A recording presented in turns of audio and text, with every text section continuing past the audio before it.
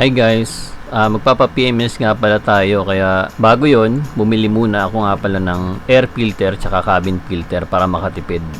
Tingnan muna natin tong air filter na pinalit ko. Hindi ko na napakita yung bago pero kakapalit ko lang. Ganito lang siya paltan dito sa may hood. Yan, dito lang. May clip dyan, dalawa. Yan, isa, dalawa. Tapos medyo mahigpit siya. Pero yun lang yung pinaka-lock niya. Tanggalin nyo lang. Tapos alug-alugin nyo lang. Yan. Madali naman tanggalin yan. Nung una, hindi ko rin akalain na madali lang. So, yan. Sinubukan ko lang din. Yan. Ayan, sobrang linis. Pero yung tinanggal ko, medyo madumi na. Kaya, madali lang yan. Nasa magkano ba to? Nasa 200 plus lang yata to. Pero pag sa Honda, mahal to. Nasa 2,000 o mga ganon. Yan. Dali lang din kabit. Ganon lang. So, malaking tipid. Diba? 200 to 2,000. Layo ng comparison, diba?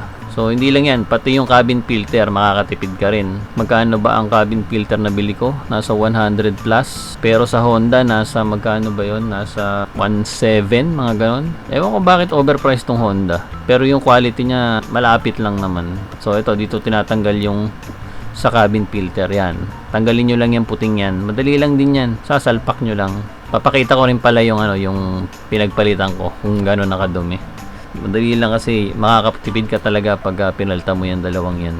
Eto, yan. Diba? Yan yung air filter. Diba? Ang dumi. Tapos partida, hindi pa ko pa masyadong ginagamit yung kotse. Eto naman siya cabin filter. Yung iba naman, nililinis pa yan. Pero yung dumi na kasi hassle eh. Hindi rin talaga matatanggal. Tsaka mura lang naman. Basta sa Shopee ka bumili. Yan, nilalagay ko sa link yung dalawang yan para makita nyo. So yun lang, advice lang yan. Sobrang laking tipid na magagawa nyo. Alright. So ito guys, dito na tayo sa PMS. Dito pa rin ako sa Honda nag-PMS kasi syempre, pagkasa talagang alam mo yun, solid, diba? Tapos, naghintay din pala ako ng promo nila kasi nagkaka-promo sa change oil ang Honda. Nagiging 4,000 plus lang. So, inintay ko yon para magpa-change, bago ako magpa-change oil para makamura tayo. Habang naghihintay tayo, check muna natin tong Honda City na bago. 2020 6 na yata, 2025 na yata ang Honda City to. Ayan, dami ng pindutan. Grabe, ang layo na dun sa nakuha nating Honda City 2000. Ano ba yun sa atin? 2019. Ayan, GM6. So, laki nang na-improve. Ito, CRB naman to. Ayan, naganda na rin. Halos magkakamukha yung loob ng Honda. Napansin ko, yung mga bago nilang Honda ngayon. CRB, BRB, itong City. Halos magkakamukha yung loob niya.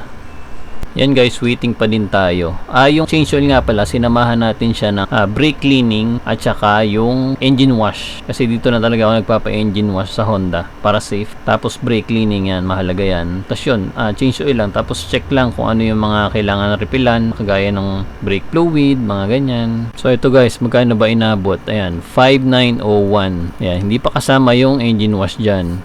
Brake cleaning lang yun, tsaka change oil. Ayan, binukod nila yung yung resibo. Ayan, 850. Yan, engine wash. So yun lang guys, thank you for watching. Let's go, subscribe. Di pogi pero pwede na.